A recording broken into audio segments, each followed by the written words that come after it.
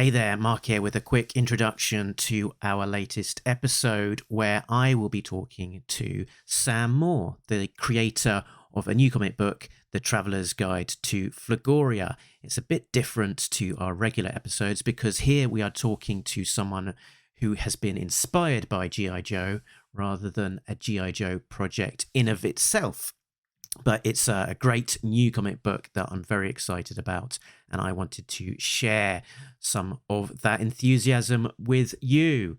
Now, we recorded this on a video call, so it will be available on YouTube with lots of added visuals, but hopefully if you stay here for the audio-only version, you'll still have something to get a kick out of. But by all means, head on over to YouTube and check out that version instead, if you would prefer. I think that's me done. So in the meantime, let's get started. Live from the Talking Joe Studios, it's Talking Joe.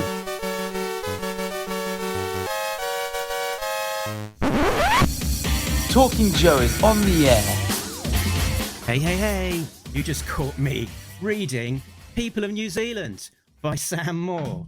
And that is because we're doing a special episode today. It's a bit of the beaten track of what we normally do. Normally we're talking about specific G.I. Joe issues or G.I. Joe creators. And here we're talking to someone who is into G.I. Joe and seeing how it has influenced their work. And it's specifically about a book that's coming out soon that I'm very excited about as well. So while we're going along, we'll find out a bit more about that. So with that little preamble, joining us from Christchurch, New Zealand, it's the creator of The Traveller's Guide to Flogoria, coming soon from Scout Comics, it's Sam Moore, aka Ugly Ink.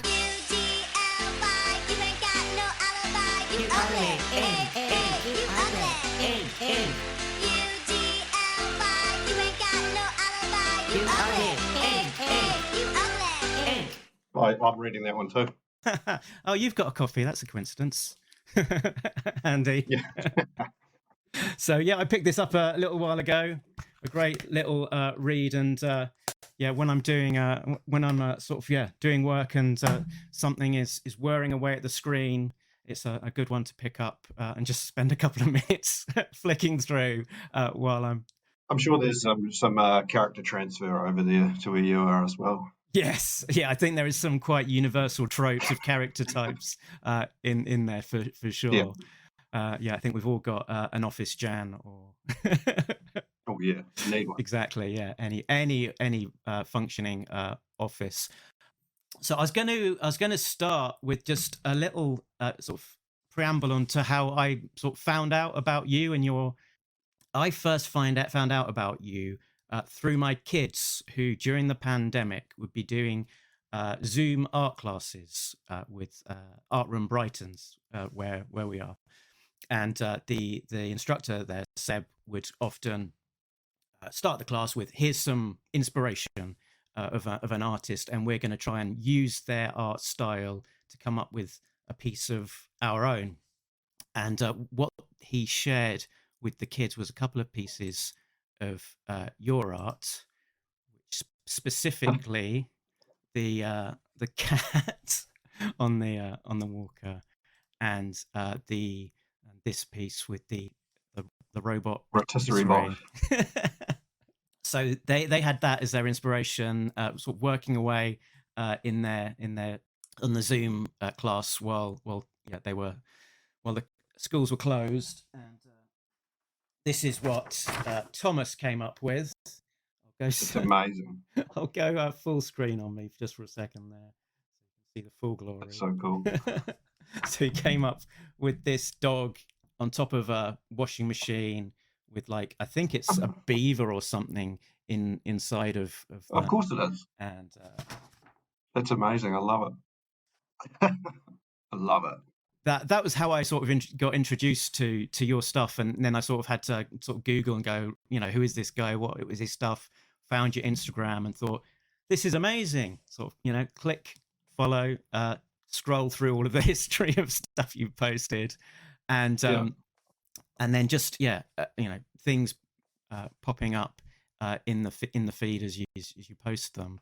and then after sort of already kind of thinking your stuff is great, then you start posting some sort of stuff of your office moves. So you posted this Viper onto Yeah, Twitter quite a long time ago, but yeah, long time ago. what I saw was your office move, and you started posting some Yeah. photos from your office layout. I was going, what? He loves GI Joe as well. What could be better? So let's Yeah. let's talk about the role of GI Joe in your office Yes. and your collection first of all. Well, my wife doesn't let any of my stuff leave my office, so it's kind of full. I don't know It's what you full of mean. all this stuff. Yeah, doesn't kind of go with the rest of the decor of the house. But it's just sort of my creative space, I guess. I mean, in the back, we've got like Ralph McQuarrie, Oh right, is Star there? Wars art. There's other toys in the background there. You know, it's just all the things that I couldn't afford when I was a kid that you can, Yeah, yeah. I mean, some of these are old, but I bought the ones on screen. I bought off a poor guy that was trying to buy a house and he was selling his Oh GI no. Joe collection. And I think I got these for like $20 each, and I still feel bad about it Oh for him, damn. Yeah. But it's just there's something about the packaging and the sound that these things make. I don't know, that sound The that rattle. takes you back to to being a kid. And so I just want them around. I love them. I like them in the packet as like an art object Mm-hmm. almost. Like Mm-hmm. there's something about like if I was a millionaire, you'd have to buy like three of each. You'd one to open, one just in case, and one one to put in some sort of hermetically sealed Yeah. room just for future generations. I just love them. When they came up with the design for that packet, they sort of somehow, I'd say lucked, but I think it's beyond that. They had some real talent and skills there, Yeah, but they had just yeah. the perfect sort of meeting of creative minds to be able to have that, the figure, the art, and all of the design touches Yeah, on the box that all of these it's years it's still always like sings. when when you're a kid, it's like you'd think you'd want to rip them open, but it's the choosing the one to get was always the best part, you know, because it was always a giant wall of them, Yeah. and you just had to look through them. Like I kind of never went in knowing what I was going to get. It was always whatever caught my eye. Right, right. And you wouldn't, and because Yeah, because there wasn't necessarily publicity and internet and all of these kind of things that we've got now, you wouldn't necessarily know what might even be there until you went into the shop and see the the latest exactly. wave, what's on the wall. Yeah, That especially mystery. if you're living in the arse end of the world, you never know. We we probably got things like 2 or 3 years after you guys would have got things like that. But Right, I right. don't know. There's something about it. I just wish I could go back in time and revisit that sort of moment. I guess that's why I keep them. That's why I still have them. Yeah, like what was the kind of the distribution of GI Joe as a or Action Force? I don't know if it was it branded GI Joe down there. Yeah, it was GI Joe here. Yeah, And yeah, what was the distribution like? Was it everywhere like it was kind of in the States and over here? yeah. It's really funny. Like we never got the. I don't think the cartoon ever screened Mm, on TV here. So it was all through. I guess would have been through comic books and just getting the VHS like compilations of movies out from the store. But in like department stores, that was the boys' toy. I remember, like it was sort of post He-Man and pre Ninja Turtles. I guess it was everywhere. It was GI Joe and Transformers, right? yeah, yeah. That's what my big things were, and they were sort of out at the same time. And what was your first Joe figure that you can remember picking up, or the first Would couple? have would have been would have been Hawk, I think, Uh General huh. Hawk. I still got him somewhere in the cupboard there. I think he might have been in that photo you showed. Right. Um, he was the first, I think. Yeah, so he was my favourite, my first one, and I've still got his file card Okay. somewhere. And I think then it would have been maybe Sci-Fi, who was pretty cool. I always wanted his boots. I thought they were the coolest boots ever. So he was pretty cool. Yeah, I always imagined he was RoboCop. Yeah. Like I think because it was New Zealand, I think we probably had a lot of the older ones at the same time as the like second or third series as well Right. of Okay. lines. I think that would be all mixed up. But I always wanted Bat. He was my favourite, Mm. and I just bought that yesterday. I All right. got it from a place on Instagram, so that's shipping its way over here now. So yeah, I think Hawk was the first, and I got as Armadillo, the tank as well, and then maybe the Devilfish, little jet boat, which I would really love to get again. Really love to find that. And I don't even know what that orange thing is. I've never had one of those in my collections. That's one of the later Cobra tanks. I think by that point Yeah, I got that at a yard sale, I like maybe 5 or 6 years ago. That one, yeah. think that's right on the sort of towards the tail end of the original run. Yeah. And yeah, have you kept on? You've kept on with the adult collecting, but have you delved into the 6-inch GI Joe classified? Has that kind of No, I haven't. I can't bring myself to do it. I feel like if I'm going to spend some money, I'm going to get the original ones. I might one day though. it's it's a slippery slope. Once you've broken the seal on it, then it's like, Yeah, where do you yeah. stop? Yeah. Oh yeah, we had some props as well from that you said you got to hand. So Yeah. let's see what you keep on your What have we got here? the hand on your desk. This was my fave. This was one of my faves. Excellent. I just thought he looked cool. He's in pretty good nick. That was another $20 one. I feel terrible. That poor guy. And this one I had to get this. Yeah, you picked Yeah, him up from someone who was trying to raise some money to move house, and I'm sure a lot of GI Joe collectors have had my that kind house. of dilemma at some point. Yeah, I felt terrible. Like you could see he didn't want to get rid of Oh, it either. But I couldn't pass it up. So I got this guy. I think Norgahide. I got this guy in an online auction. Yeah, pretty. He's just ridiculous. I just love the fashion. It's great. Yeah, he's wild. And like I've got Volta. I didn't even Volta's ridiculous as well. He's fun. I was going to say, it took me until I was an adult to realize that Voltar's backpack was actually a perch as well. That it's got Yeah, this metal he's thing I amazing. thought was like an antennae or something, but actually no, just rotate it and it's a perch for the bird. He's more like a Warhammer character, that guy. Yeah, he's wild. But this guy's pants are just out of control. that's the leather neck with yellow That's and leather neck. like zebra pants, isn't it? No, giraffe pants. Yeah, I had the original leather neck. He was quite cool because he looked exactly like my uncle, and I thought that was really amazing at the time. Or like a mixture of the New Zealand cricketer Richard Hadley and my uncle. The look of Leatherneck was his face was based on the designer Ron Rudat. That's right. Yeah, yeah. Okay, and then Snow Serpent V2. But, yeah, he just came with so much stuff. It was great. He's just into looking cool with Cool. his surf Yeah. with his board and that. We got a Snake Eyes. I'm not a huge fan of this one, but that was just so mint that I had to pick that one up. Yeah. And what have we got? We got another version of sci-fi. I love the art on that one. I think it was great. It's a little bit more muted than the first one, the V2s, but it's not a bad update.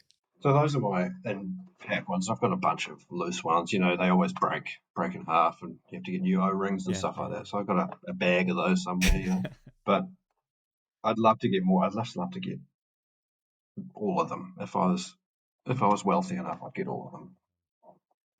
But presumably the sweet spot is probably where you first started that wave. I don't know, was it year 4-ish with the V2 Hawk and the Viper and all of those guys? Yeah. Before they get too colourful, they're sort of transitioning towards that more extreme type. Yeah. Late 80s, early 90s feel, but I don't know. There's something about them. They're all silly and stupid, and I don't know. There's something about them. Absolutely. Yeah. I mean, everyone's got their favorite era, and yeah, I think they've all got their selling points, haven't they? Yeah. Like I say, there's some that as a kid I would joke, "Oh, that's just so stupid. I'd never buy that." But now I just think they're great. Yeah.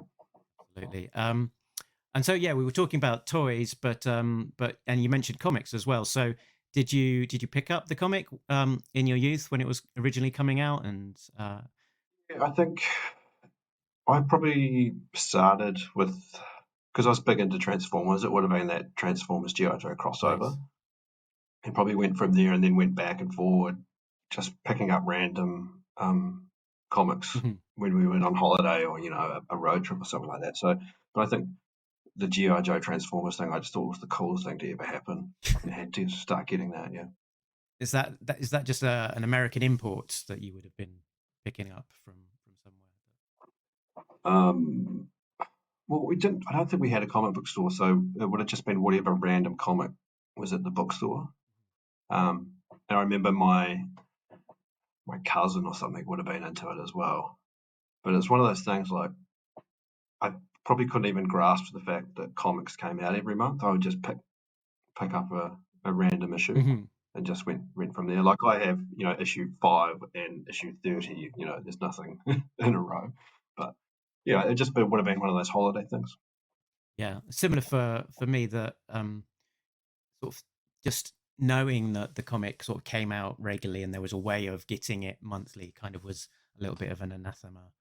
So I'd sort of pick up, back issues here, there, and everywhere where I could find them, Yeah, and it was just interesting because you kind of piece together the kind of the chronology, an issue here, an issue there, yeah, all out of order, and sort of piecing yeah, together kind of the broader story. And it's quite a fun way of actually discovering it. yeah. It's it's just the perfect thing. Like a comic book and GI Joe and Transformers were made for each other. Just especially back in the day, the sort of old school, colouring, which is simple and sort of messy and Mhm. not exactly perfect, works well with the toys. But I think the thing that GI Joe appealed to me was the fact that the toys look like the comic, whereas Transformers, they don't. Those, especially those early ones, don't transfer Mm. to a comic very well. If you drew it correctly, it would look really stupid. But Yeah. When they were drawing all Megatron this from the massive crotch trigger, yeah. didn't translate quite so well at all. No. So did you sort of piece together like a collection of like a run, or pick up the trades later on, or have you been? Yeah, like I say, if I see one, I'll buy it. And back in the day, I'd still buy it just to have it there. Half the time I buy them and don't read them, but just to have them. But back in the day, yeah, I'd probably get, especially that Transformers run as well. I'd have that. I've still got that somewhere as well. I'd definitely have that run. Yeah, have you sort of delved into any of the more modern GI Joe books? Yeah, every now and then I pick up, especially if there's a new artist Mhm. on or something that looks really cool. What was that recent one? I can't remember who it was, but it sort of was a hark back to the cartoon, but in comic book Right, form. yeah, Saturday Morning Adventures. Yeah, that was quite cool. I really enjoyed that. Anything that gets that feel, like I'm not. I guess there was even maybe 10, 15 years ago, it was this sort of a run where I don't know, comics are a bit silly and didn't they were all the same style, and that sort of didn't really appeal to me. But if something can capture that feel of the 80s original stuff, then Yeah. I'm all for it. Did you check out the Tom Scioli Transformers versus GI Joe Yes, that's the one. Yeah, Wild? yeah, yeah. It was great. Yeah, great stuff. Eh? Excellent.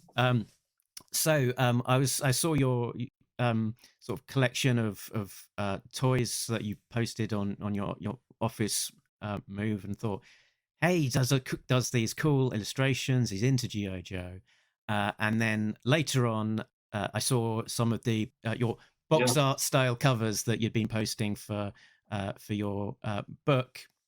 And then I thought, then that blew my mind even more. It was like, you're not just sort of collecting GI Joe. It's sort of being incorporated into your work, and it yeah, was a lot of fun to see these sort of variant cover sort of or just bits that you've been sort of posting for fun. I guess this is 6 here on screen. So is that 6 that yep, you've made for cover Bs for the book? Is that right?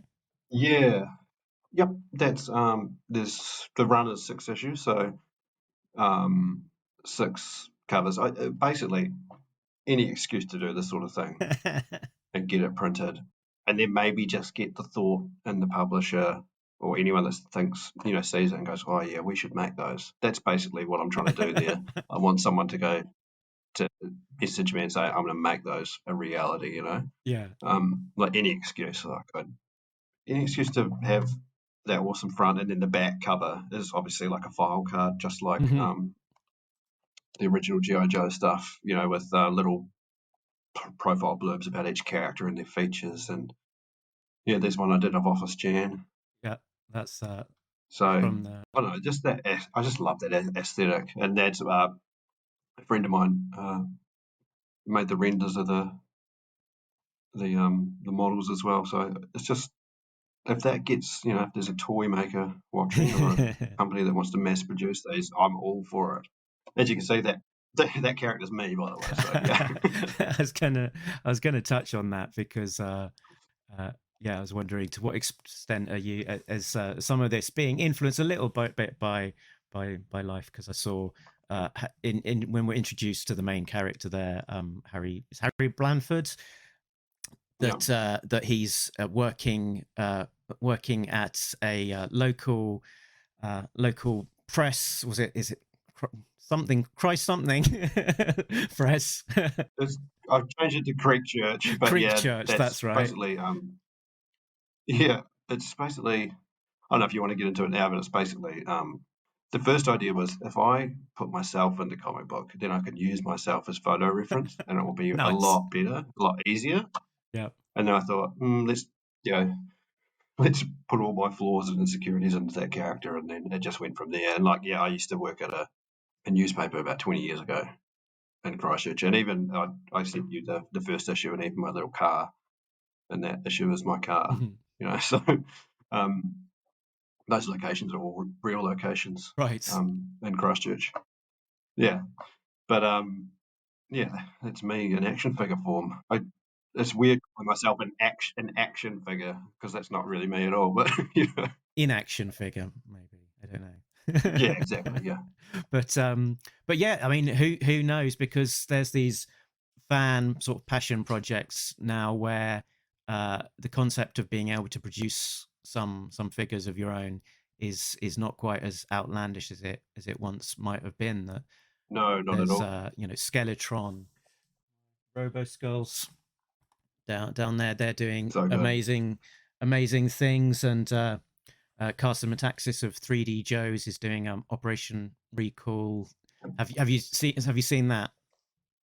Yeah. Were you tempted to send in a little design, or? Oh, if I ever get enough funds, I will get these characters made. Kit bashed, as in, with GI Joe parts. That's what ideally I'd love to do. These aren't sort of 100% GI Joe accurate, but I would love to get them made with that proper right. GI Joe aesthetic. Right. Yeah, we just I was looking through some of the package designs, and yeah, I think this next one you've kind of got the back of it as well, with the full the list of characters on the back. Sort of, very sort of giving you a little bit of a preview of some of the characters to come, and the wider world. The clip and save file card, and a lovely touch here is that on this image here you've got the bubble being ripped off, and all of the marks sort of around the yellow. So you don't have the that was my backup if I couldn't work out how to right get someone to do the 3D models. I thought, I'll just have it, so some kids torn it open and left it like that. Wow, so that was before the 3D models came about. Yeah. And he would make a great GI Joe Clark. He'd be great. He were the security chief with his sunburnt head and wild attitude. And Steve looks like he's going to be somewhat of a star. Steve the Service Spot, somewhat a star of the of the series. I've got the turnarounds of Steve. If I can tell us how this amazing 3D model of Steve came about. Well, it's just a follower of mine on Instagram, Harad, if you look him up. He's a pro in the gaming industry and stuff, and I just put up a thing, draw this in your style of my Steve Right. robot.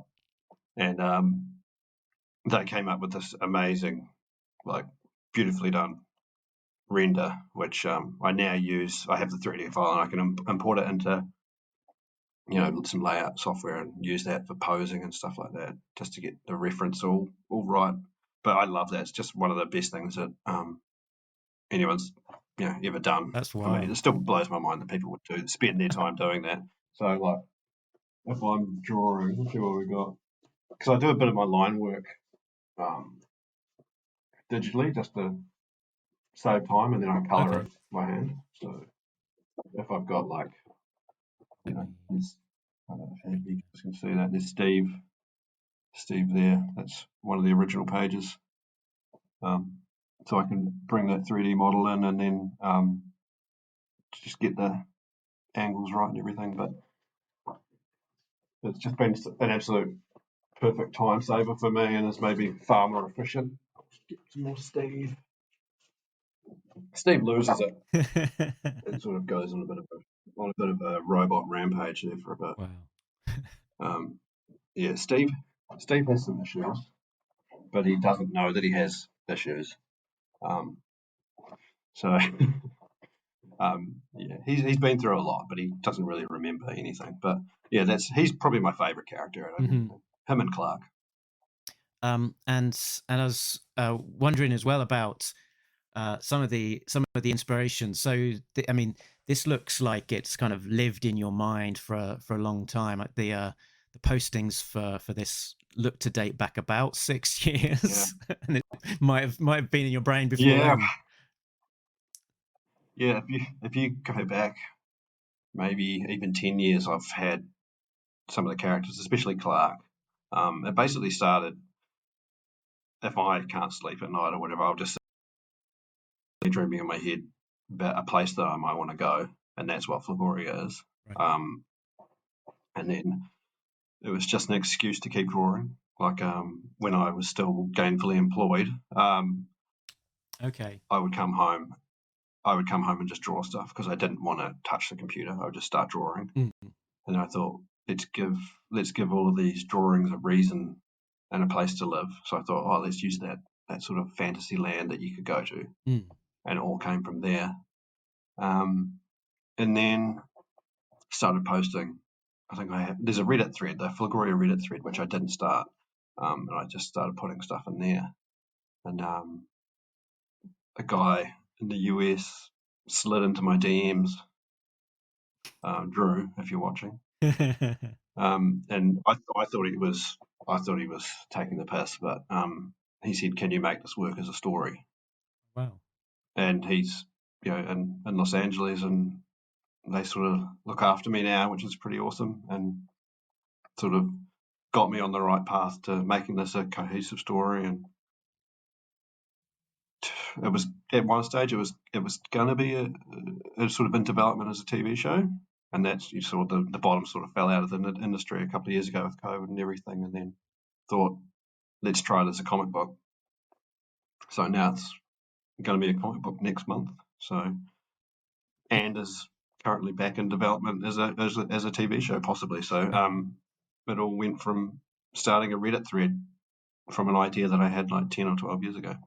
Yeah, because I mean, I sort of what struck me, sort of going through that Reddit thread and all the various postings and stuff, is that there's an awful lot of world building going on there, of like creating these Yeah, enormous cast of characters and locations, and essentially building out the world.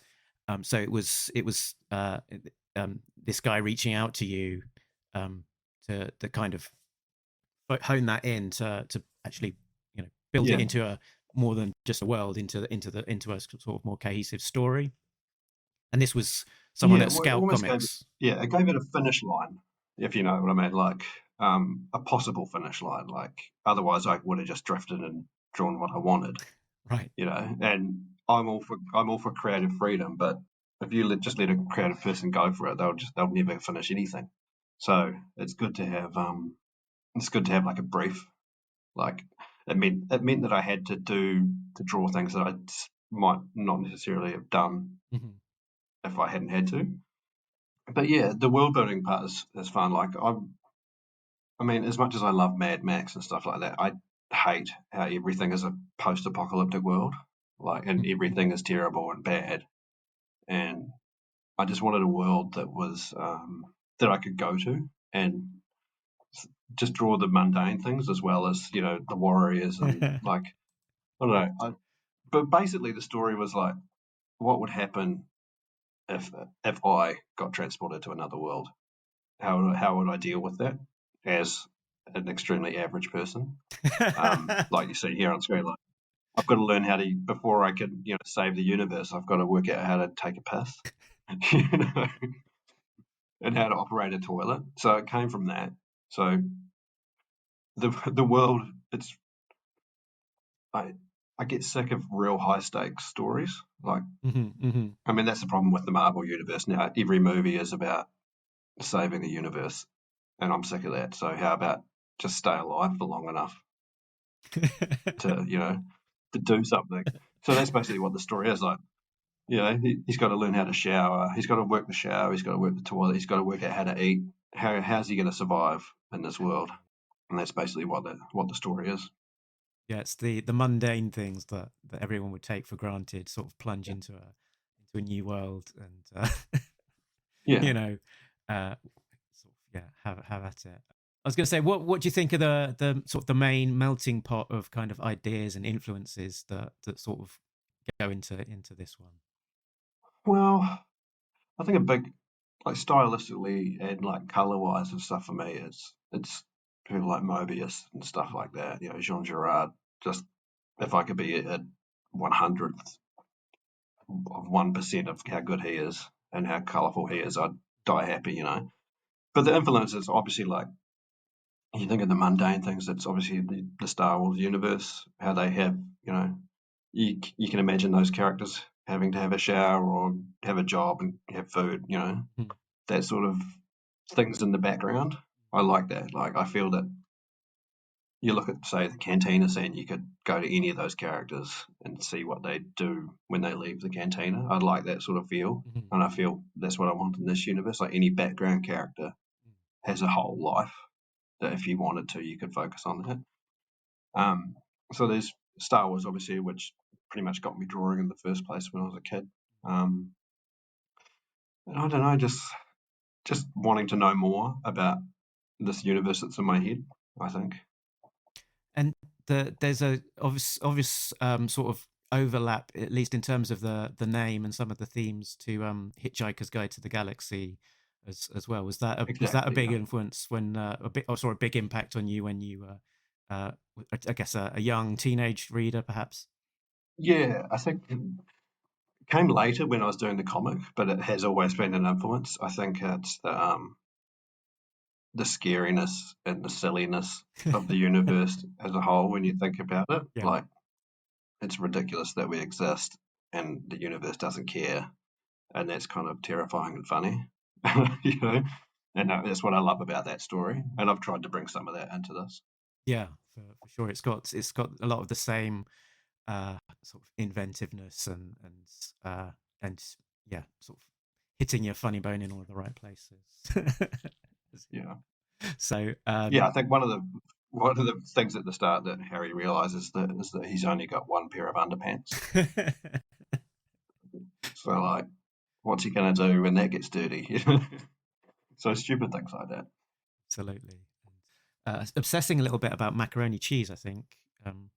Yeah. Well, one of the main things, especially it's about me, really, is that I mean, especially years ago, I used to have quite bad anxiety, and it's how Harry deals with that as well. Like he's on a different world, but he can deal with that. Mhm. But it's the little problems that really get to him. Right.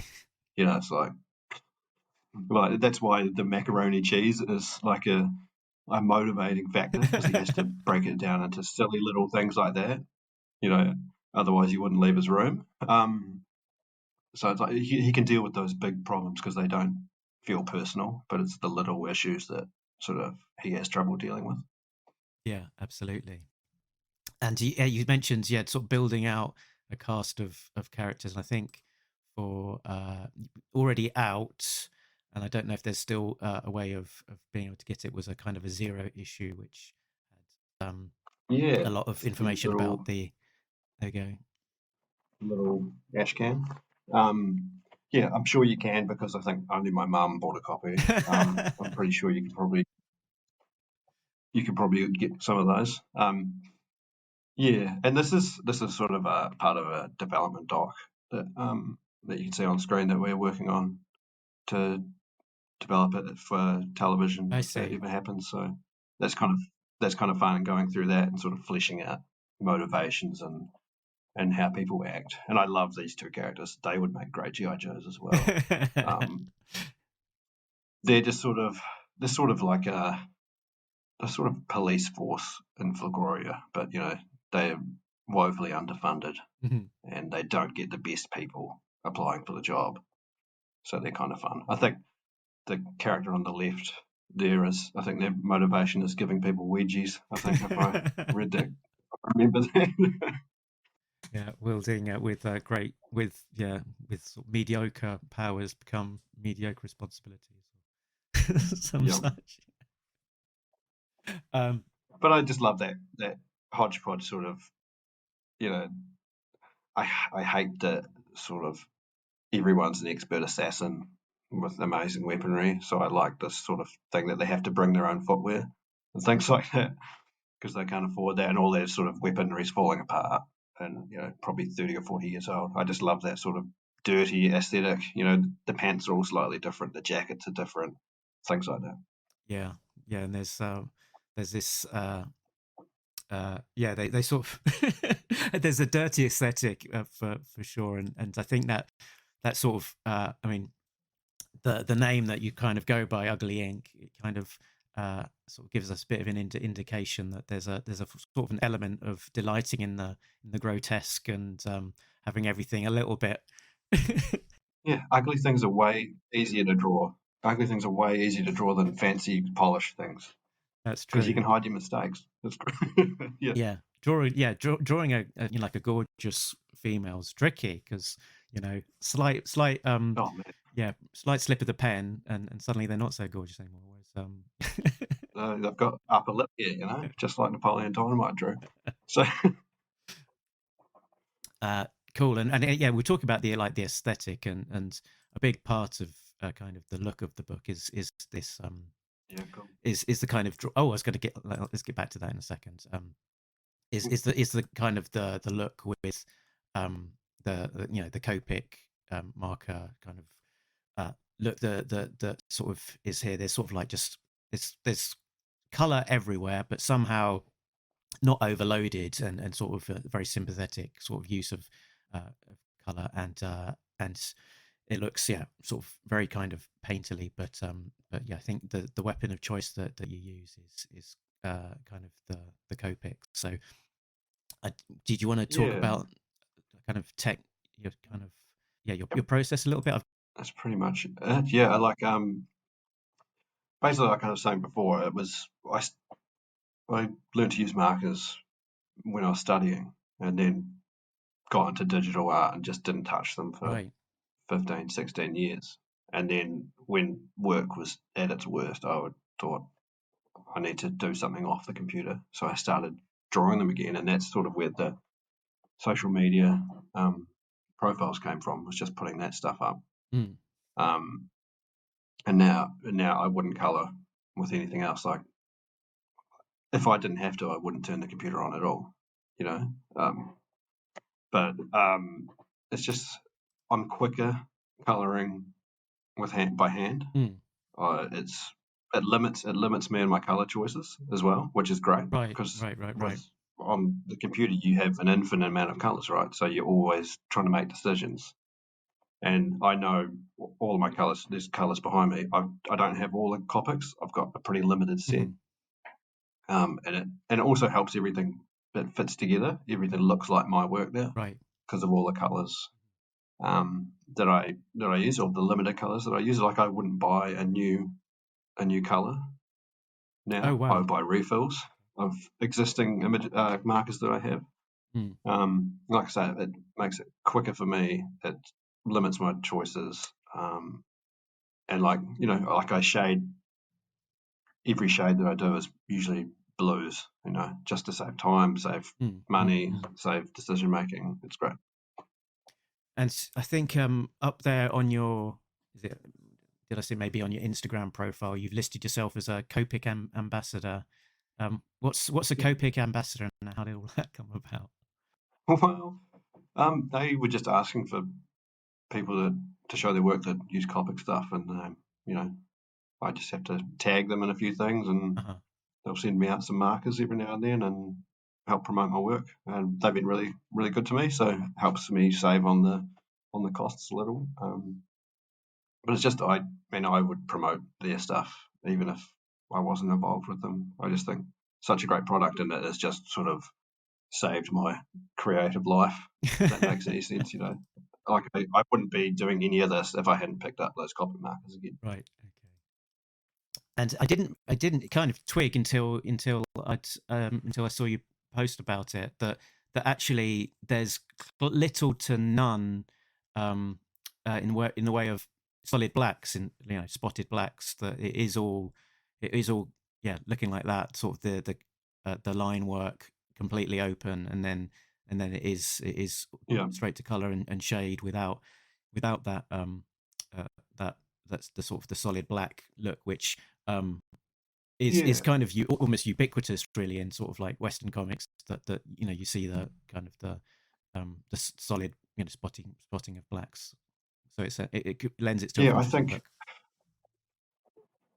look. I think that is purely my limitations as an artist. Like I have no confidence putting that amount of black down. Like I'm not a, a trained comic book artist. Like I just don't know how to do that properly. So I've just worked out my own method. So I'd love to be able to do that. Like I see, like well, one of my favorite artists is Cam Kennedy, and just the way he works with ink and stuff, I just can't. I just don't have the confidence to do that. I don't think I ever will. So even if I was doing a nighttime scene, I would color everything like it's daytime, and then make it nighttime using blues, Right. Hmm. if that makes Yeah. sense. Yeah. Yeah. Whereas if it was a traditional comic book thing, they would just black out all of those spots. Whereas I would color everything and then make it nighttime afterwards. Like even one of these scenes with this character, I find quite intense because it's got a bit of, it doesn't have full black in it. It's got like Hmm. a 80% black or grey marker in there, and I still find that quite intimidating. Um, but I think it's like people always ask, like, how did you get your style? And your style is pretty much whatever you're good at and whatever you're terrible at, and that combines Mm. to form your style. And that's just why that's like that. Yeah, I see it. I see a little bit of similarity to like Jeff Darrow, who again is a big admirer of Mobius. Um, they worked Mm. together. I think some of his early work he coloured Mobius. I think was it Project Yeah, you might have, City on Fire or or even something like recolored. that. I'm not sure. Um, but Yeah, yeah, very again sort of very very sort of open style. I've got a couple of other examples of pencils to. there's a devilfish inspired boat. It's nice. I didn't put that two and two together until you said, yeah, the That's where the colours came from. Yeah, the the orange of the boat. Yeah, devilfish. There we go.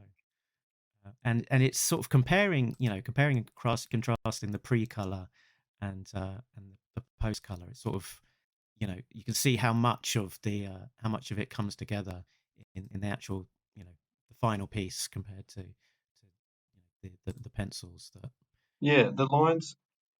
The lines, even some images don't have a lot of line. The lines take me way longer than the color. Like Oh really? um, the color is very like natural and intuitive to me. Like I can just sit there and zone out and do it. Mm.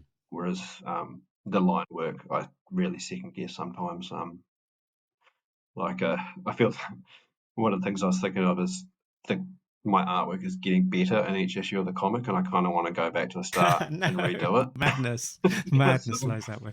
But um, yeah, that was funny. That was a butt themed book commission. The guy said, "I'm doing a book about, and each you can draw whatever you want, but it has to have butts in it somewhere." So, and there's another part of the drawing. There's a robot with a butt in it, but and I don't know what ever happened to that book, but he paid me for the drawing, so I'm happy with that. Excellent. There was something Yeah, you did prompt me to think of something, but then I was completely thrown by the butts. No, it's gone. I was maybe it was going to be to say that it's like a completely different sort of part of your brain, the sort of the line work versus the coloring, and you put on Instagram sometimes the like videos of doing some of the colors, and to me just watching that to me sometimes stresses me out. It's like you've done all of that work, you're putting on the colors, and if the color was to go then wrong, what do you do? What do you do? hey, well, I've got it. Well, that's the thing.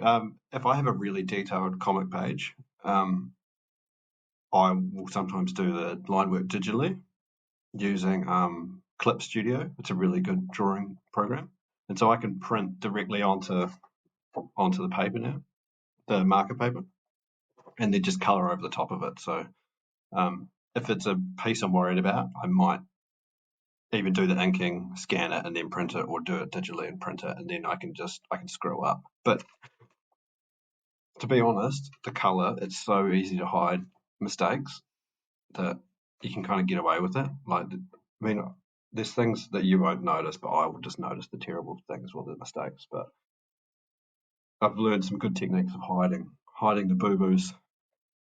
Yeah.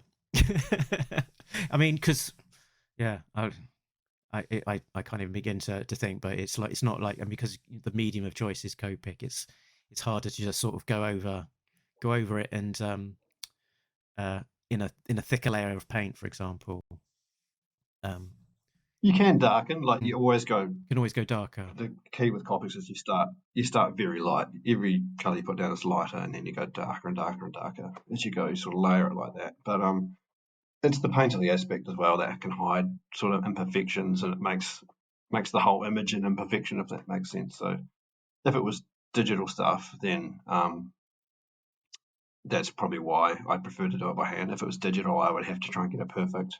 You know, there'd be that little white pixel that didn't get filled in by a color fill or something, and it would annoy me. Whereas with this, you almost sort of put a layer down of color and work up from there, Right, and right, it right. sort of just makes it more cohesive and hides or just like I say, everything has an imperfection in it, so it makes it hides the big mistakes. Yeah, Yeah, yeah, yeah, yeah. Because yeah, on this middle one, you can see there's that kind of intermediary level. I can't yeah, work out. I can't see the text to see what it says, but it's kind of like almost the in a digital way you'd kind of call it the flats or something of having a base yep, layer, and then it's yep, kind of the details painted out in um and it's yeah yep. that like alchemy to me, sort of, because you'll be sort of having like a brown fence or something then, and you'll be putting on layers of blue to darken it.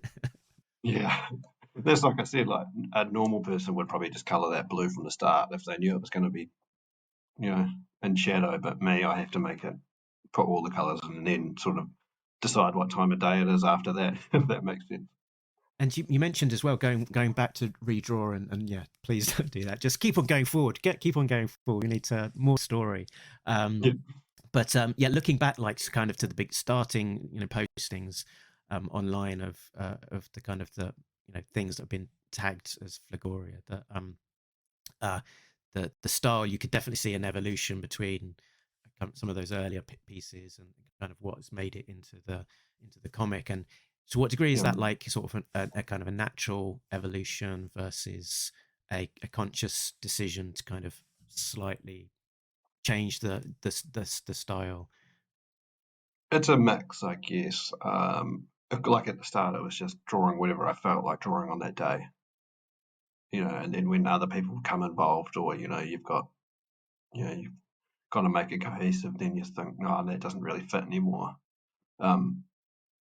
But yeah, like I say, it was pretty much, if I felt like drawing a rotisserie chicken robot, then I'd just draw it and then maybe work out how it fits in the universe later. But he's still in there though. Like he can still fit in there, but yeah, There it's he just is. giving it more focus. And I do have another sort of universe that I was pitching a few years ago. It's where I put the sort of crazier, more spacey UFO alien monsters type stuff. So I've kind of segregated those sort of things now. But yeah, I guess I've dialed back the weirdness slightly in Flogoria. But I think that weirdness might come out later on if I ever do any more comic issues of it. Yeah, because I guess there's I mean, it's the mystery of what is Flogoria and what's it all about, etc. But um, it's, I guess, one element of the weirdness dial being dialed back is that most of the characters involved are at least humanoids. That it's not like everyone is a different type Yeah, of alien. So you do have some kind of guide, like sort of guide rails that kind of keep you in from going too weird, and at least in terms of the look of the some of the main characters. yeah, yeah. I think it's like I could have gone weirder, but then I think there in the comic it might, I don't know how clear it is, but there is a link between the Earth and Flogoria, and whether that's, I won't give it away, but it could have been in the ancient past, or there could be some. I mean, there's a reason they both speak English, Yeah, yeah, or yeah, yeah. a version of. Not, I wouldn't say they both speak a language that we can understand. There's those sort of links. Yeah, and talking of language, popped up earlier that within the comics you've got these great sort of advert pages, which sort of, I guess, is another where kind of another sort of space for you to go slightly crazy and do something completely different again. And it's all written in this Yeah, sort of alien language. And then as I was reading it, I was thinking to myself, I bet all of these words actually are text and mean something, and you've created this, yeah, they all entire work. Yeah, alphabet yourself to make it work. yeah, yeah. It goes back to my when I had to do a bit of when I worked in advertising and working with copywriters and doing your own little bit of copywriting. So all of those have a spiel about what they are. So you can translate that. Hmm. If you're bored enough, you can go in there and translate that. Is But the idea for the ads was, I thought, one of my favorite parts about old comic books is, those pages with the prizes on them that you could send away hmm for. And I just thought, no one's gonna actually be paying money to put an ad in my comic, so I'll just make my own. So um, throughout each issue, there's 2 or 3 different ad pages. I think even in issue 3 or 4, I've got like classifieds for Flogorian car sales and stuff like that. And there, that is mainly just wordy text, but you can go up there and translate that if you want. Um, so yeah, all of that text works. Some of the logos obviously not, but even see that little rainbow logo. That's see with the little walkie-talkie phone thing. That's Flendelheim, which is sort of the big right, conglomerate megacorp of Flogoria. So they make everything. So they make all these toys and the cars and all that sort of stuff. So yeah, in in world. And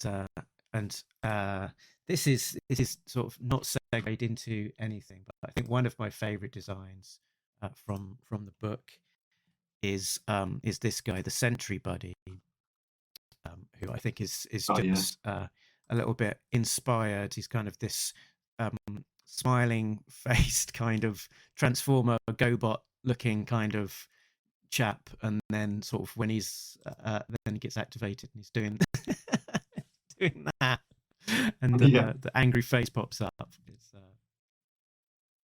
yeah, yeah. nicely He's fun. designed. They're sort of he features in issue 3 and 4. And he's not incredibly intelligent, but he's got a task. He's got a job to do, and he does it to the letter of the law. You know, Yeah, he's fun.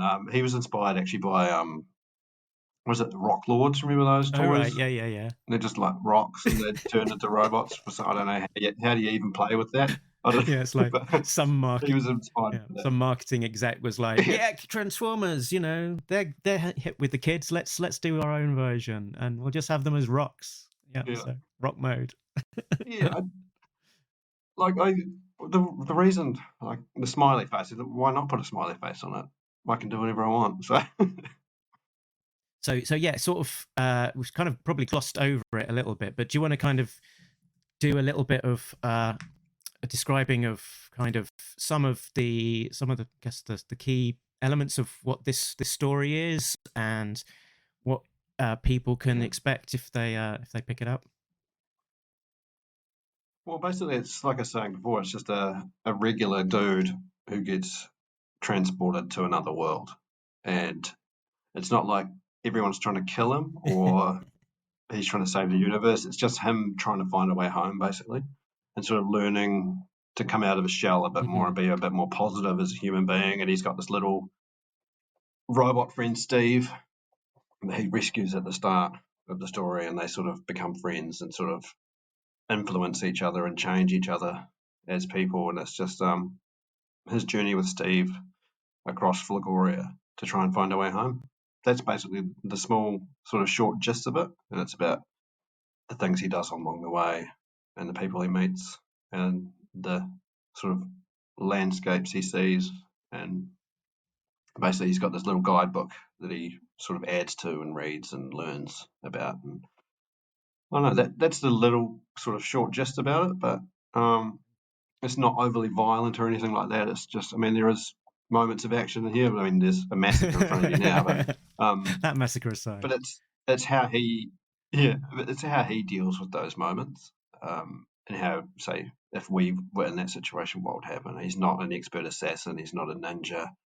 He's not super intelligent. So he's just using his own attributes to get through this sort of massive situation.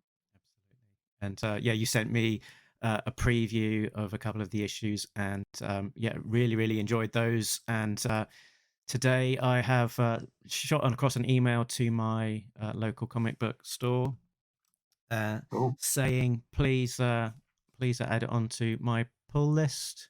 So it's in preview, so I'm assuming that it should pretty much be available wherever good comics can be found, from Scout Comics. Yep. First issue out June 21st, 2023. Previews code APR 231822. So yeah. Yeah. Grab it so my mum doesn't have to buy all the copies, please. And it's planned to be 6 issues originally, is it?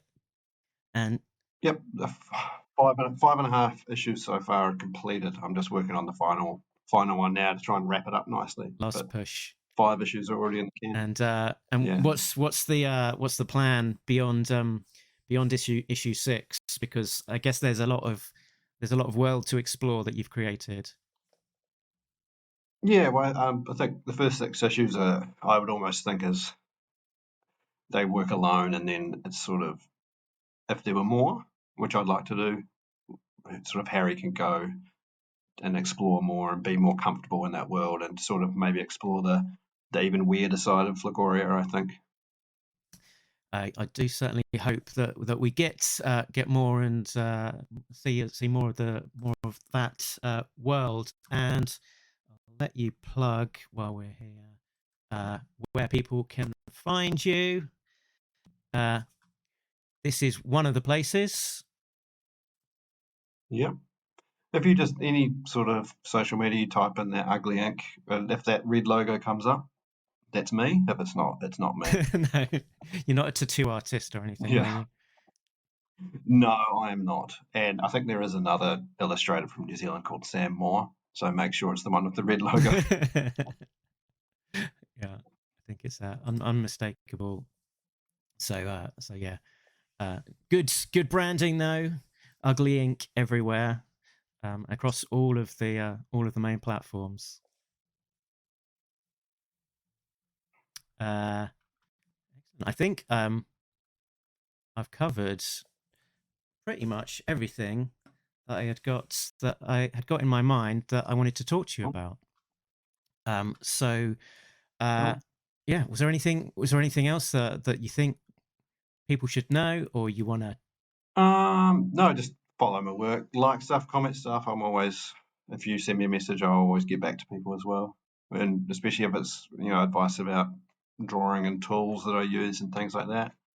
And got some exciting things planned. So we've got the Traveller's Guide to Flogoria is also in sort of early development as a TV show as well. So it doesn't really mean anything these days in development, but it's I've got some good people working with me and helping me out, and if all goes well, there'll at least be a little trailer of sort of proof of concept thing coming out next year, probably with that, which is pretty exciting and pretty ridiculous. Right.